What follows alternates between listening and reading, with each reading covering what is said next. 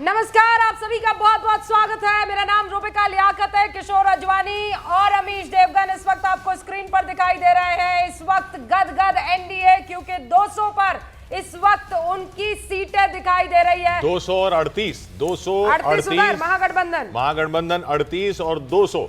बहुत जन सुराज भी आप देख रहे हैं कि जीरो पे चल रहे जन सुराज। अच्छा, दिलीप जायसवाल हमारे साथ जुड़ चुके हैं और प्रतीक हमारे सहयोगी वो भी हमारे साथ है। दिलीप जायसवाल जी, इस वक्त ये जो 200 सीटें आपके खाते में दिखाई दे रही है, रुझानों में, नतीजों का तो हम इंतजार कर रहे हैं, लेकिन सबसे बड़ा कारण कौन? देखिए, बिहार के महान मतदाता को, जनता को मैं हृदय से धन्यवाद देता हूं कि उन्होंने एनडीए के सरकार को और फिर एक बार एनडीए का सरकार बने, इसके लिए बहुत अपार मैंडेट उन्होंने दिया है। और बिहार के मतदाता जिन्होंने मोदी जी के, भारत के यशस्वी प्रधानमंत्री श्री नरेंद्र मोदी जी के गारंटी पर और बिहार के मुख्यमंत्री जी ने जो विकास किया है कानून के राज में, उस पर विश्वास किया है और अपना मैंडेट दिया है। एनडीए करीब 1 वर्ष पहले से, अगर आप देखें तो प्रधानमंत्री नरेंद्र मोदी जी चुनाव के घोषणा के 1 वर्ष पहले से 11 कार्यक्रम उन्होंने चुनाव के घोषणा के पहले किया और दरभंगा में दूसरा एम्स का शिलान्यास किया। किसान सम्मान निधि का भागलपुर में उन्होंने करीब 2 लाख किसानों के साथ जनसभा किया। झंझारपुर में उन्होंने जो है पंचायती राज का ये किया। 11 सभा उन्होंने बहुत पहले किया और जब भी आए हजारों करोड़, लाखों करोड़ का सौगात लेकर आए। तो बिहार की धरती को जिस तरह से प्रधानमंत्री नरेंद्र मोदी जी ने विकसित बिहार में 2020 और इसमें क्या फर्क है, ऐसा क्या बदलाव हुआ? मतदाता ने उसका इनाम दिया है, मजदूरी दिया है प्रधानमंत्री श्री नरेंद्र मोदी जी को और श्री नीतीश कुमार जी को। नहीं, पर दिलीप जायसवाल जी सुनिए ना, एक बात सुनिए, बहुत धन्यवाद देता हूँ। इसके साथ एक बात और बताना चाहूंगा कि करीब 1 वर्ष पहले यानी जनवरी 2025 से हम लोगों ने 5 दल मिलकर, जो एनडीए गठबंधन के 5 दल हैं, 5 पांडव हैं, और चट्टानी एकता के साथ हम लोगों ने 38 जिला में और एनडीए कार्यकर्ता सम्मेलन किया। यानी हमने कोऑर्डिनेशन, संवाद और समन्वय दोनों बूथ स्तर तक के कार्यकर्ताओं के साथ किया। तो पहले सेना को तैयार किया, राजनीतिक सेना को, और उसके बाद बिहार में विकास का जो है हम लोगों ने खजाना खोला। और यही कारण है कि नरेंद्र मोदी जी के विकास की गारंटी और जिस तरह से नीतीश कुमार जी ने बिहार को आगे बढ़ाने का काम किया है, जनता ने अपार मैंडेट दिया, अपार समर्थन दिया है जनता।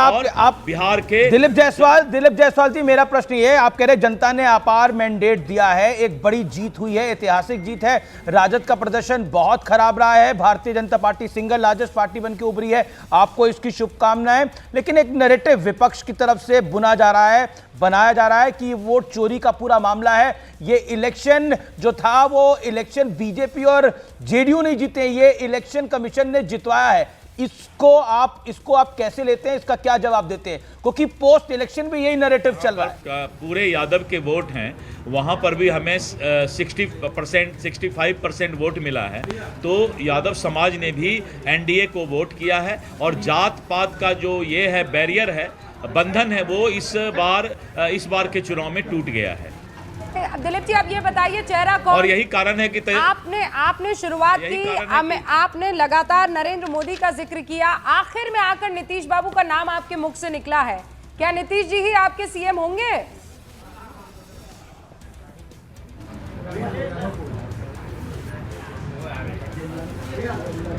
दिलीप जी, दिलीप जायसवाल, अलायंस की यूनिटी तो आपने देखा कि किस तरह से राहुल गांधी और तेजस्वी यादव के बीच लगातार जो है डिफरेंसेस चलते रहे।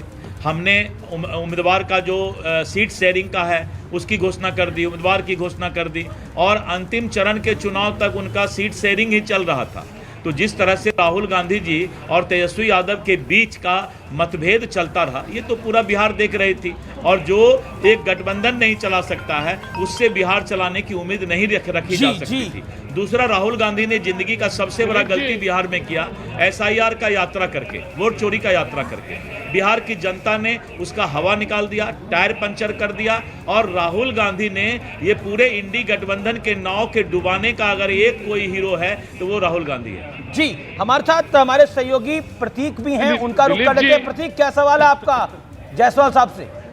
प्रतीक, मैं तो दिलीप जायसवाल साहब से यही पूछना चाह रहा हूं कि दिलीप जी, क्या अगर ये रुझान, ऐसे रुझान जो स्क्रीन पर दिख रहे हैं और लगभग सारी जनता पटना में यहाँ बैठी हुई है, बहुत सारे लोग एक भी मतदाता, तो ये रुझान ऐसे ही, एक भी मतदाता बिहार के ऐसा रुझान, क्या आपको ऐसा रुझान दिलीप जी, 14 करोड़ का बिहार और करीब इतने बड़े मतदाताओं की संख्या करोड़ों में, एक भी मतदाता आगे नहीं आया। दिलीप जी, बहुत बहुत शुक्रिया हमारे साथ जुड़ने के लिए।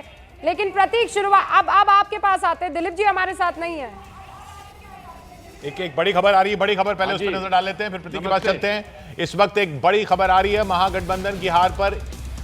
आरजेडी ने ईवीएम पर ठीकरा फोड़ा है। शक्ति यादव ने कहा है कि एनडीए की जीत ईवीएम की सुनामी है, ये सुनामी भयावह होगी।